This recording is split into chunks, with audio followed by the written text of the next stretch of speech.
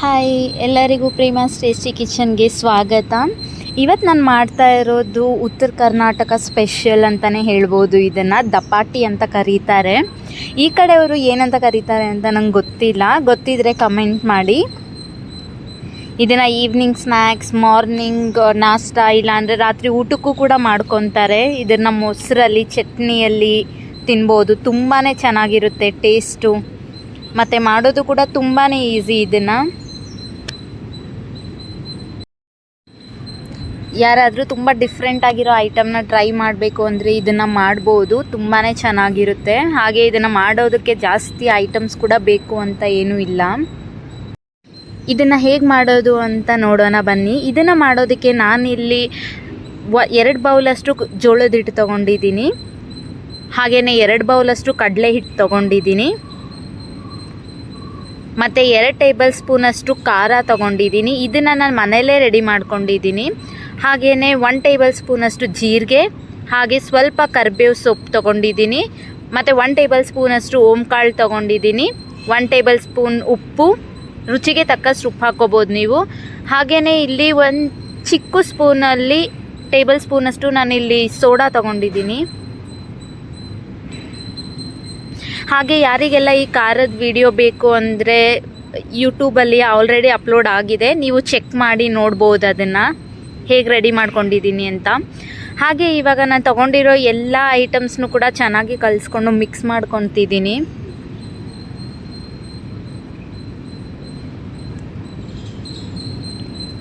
ಇಲ್ಲಿ ನೀವು ಮೆಣಸಿನ್ಕಾಯಿ ಕೂಡ ಹಾಕೋಬೋದು, ಚಿಕ್ಕ ಚಿಕ್ಕದಾಗಿ ಕಟ್ ಮಾಡಿಕೊಂಡು. ಅದು ತುಂಬಾ ಚೆನ್ನಾಗಿ ಬರುತ್ತೆ. ಖಾರದ ಪುಡಿ ಕೂಡ ಹಾಕೋಬೋದು ಬೇಕು ಅನ್ನೋರು, ಬಟ್ ಇದು ಖಾರದ ಪುಡಿ ಹಾಕಿದ್ರೆ ಕಲರ್ ಚೇಂಜ್ ಆಗಿಬಿಡುತ್ತೆ. ಇದಕ್ಕೆ ಸ್ವಲ್ಪ ನೀರು ಹಾಕೊಂಡ್ಬಿಟ್ಟು ಚೆನ್ನಾಗಿ ಮಿಕ್ಸ್ ಮಾಡ್ಕೊಳ್ಳಿ, ಕಲಿಸ್ಕೊಳ್ಳಿ. ಇದನ್ನು ತುಂಬಾ ಮೆತ್ತಗಾಗಬಾರ್ದು, ಹಾಗೆ ತುಂಬಾ ಗಟ್ಟಿ ಕೂಡ ಆಗಬಾರ್ದು. ಈ ಹದಕ್ಕೆ ಬರೋವರೆಗೂ ಚೆನ್ನಾಗಿ ಕಲಿಸ್ಕೊಳ್ಳಿ.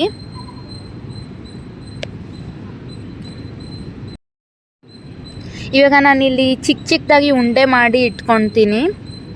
ನಿಮಗೆ ಎಷ್ಟು ದೊಡ್ಡದು ಬೇಕೋ ಅಷ್ಟು ಮಾಡ್ಕೋಬೋದು, ಬಟ್ ಇದನ್ನು ತುಂಬ ಚಿಕ್ಕದಾಗಿ ಮಾಡಿದ್ರೇ ಚೆಂದ.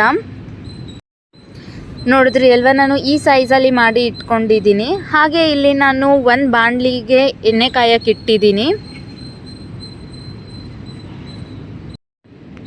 ಇದನ್ನು ನೀವು ಚಪಾತಿ ಥರ ಲಟ್ಟಿಸ್ಕೊಳ್ಬೋದು, ಇಲ್ಲಾಂದರೆ ಕೈಯಲ್ಲಿ ಕೂಡ ಈ ಥರ ತಟ್ಬೋದು. ಇದನ್ನು ನೀವು ಚಿಕ್ಕದಾಗಿ ಮಾಡ್ತೀನಿ ಅಂದರೆ ಕೈಯಲ್ಲಿ ತಟ್ಟೋದೇ ತುಂಬ ಚೆನ್ನಾಗಿ ರುಚಿಯಾಗಿ ಬರುತ್ತೆ.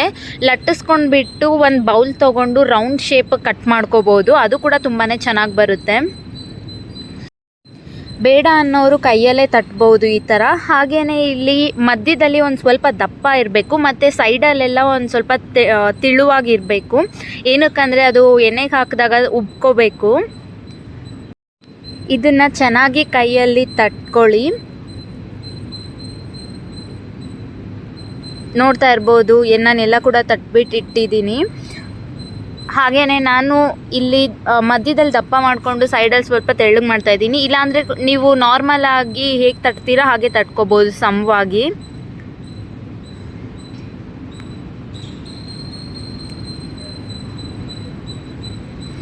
ಹೀಗೆ ನೀವು ಎಲ್ಲನೂ ಕೂಡ ತಟ್ಬಿಟ್ಟು ಇಲ್ಲಾಂದರೆ ಲಟ್ಟಿಸ್ಕೊಂಡು ರೌಂಡ್ ಮಾಡಿನೂ ಕೂಡ ಎಣ್ಣೆಗೆ ಹಾಕೋಬೋದು, ಅದು ಚೆನ್ನಾಗಿ ಬರುತ್ತೆ.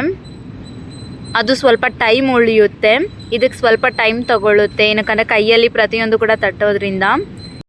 ಇವಾಗ ನಾನು ತಟ್ಟಿ ಇಟ್ಕೊಂಡಿರೋ ದಪಾಟಿನ ಎಲ್ಲ ಎಣ್ಣೆಗೆ ಬಿಡ್ತಾಯಿದ್ದೀನಿ ಒಂದೊಂದಾಗಿಯೇ. ಹಾಗೆಯೇ ನಾನಿಲ್ಲಿ ಮೇಲೆಗಡೆ ಸ್ವಲ್ಪ ಎಣ್ಣೆ ಹಾಕ್ತಾಯಿದ್ದೀನಿ, ಯಾಕಂದರೆ ಅದು ಚೆನ್ನಾಗಿ ಉಬ್ಕೊಳ್ಳುತ್ತೆ, ಹಾಗೆಯೇ ಚೆನ್ನಾಗಿ ಬೇಯುತ್ತೆ ಕೂಡ. ಇದು ಸೇಮ್ ಪೂರಿ ಮಾಡ್ದಂಗೆ.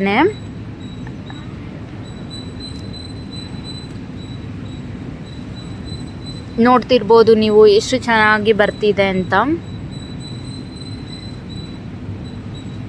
ಹಾಗೆ ಇದನ್ನು ಒಟ್ಟಿಗೆ 2-3 ಹಾಕಿದ್ರೆ ಅಷ್ಟೊಂದು ಚೆನ್ನಾಗಿ ಬೇಯಲ್ಲ, ಗೊತ್ತಾಗಲ್ಲ ಅದು. ಅದಕ್ಕೆ ಒಂದೊಂದು ಹಾಕಿ ಬೇಯಿಸಿದ್ರೆ ಚೆನ್ನಾಗಿರುತ್ತೆ. ಸ್ವಲ್ಪ ಟೈಮ್ ತಗೊಳ್ಳುತ್ತೆ ಅಷ್ಟೇ, ಬಟ್ ಆದರೆ ತುಂಬಾ ಚೆನ್ನಾಗಿ ಬರುತ್ತೆ ಟೇಸ್ಟ್ ಎಲ್ಲ. ನೋಡಿದ್ರಿ ಅಲ್ವಾ ಎಷ್ಟು ಈಸಿಯಾಗಿ ನಾವು ಒಂದು ಸ್ನ್ಯಾಕ್ಸ್ನ ರೆಡಿ ಮಾಡ್ಕೋಬೋದು ಅಂದ್ಬಿಟ್ಟು. ಹಾಗೆಯೇ ಇದು ತುಂಬ ಟೇಸ್ಟಿಯಾಗಿ ಕೂಡ ಇರುತ್ತೆ. ನೀವೇ ನೋಡ್ತಾ ಇರ್ಬೋದು ಎಷ್ಟು ಚೆನ್ನಾಗಿ ಉಬ್ಕೊಂಡಿದೆ ಅಂತ. ಹಾಗೆ ನನ್ನ ಎಲ್ಲ ವೀಡಿಯೋಸ್ ನಿಮಗೆ ಇಷ್ಟ ಆಗ್ತಾ ಇದ್ದರೆ ಸಬ್ಸ್ಕ್ರೈಬ್ ಮಾಡಿಕೊಂಡು ವೀಡಿಯೋಸ್ನ ನೋಡಿ ಹೀಗೆ ಸಪೋರ್ಟ್ ಮಾಡ್ತಾಯಿರಿ. Thank you for watching.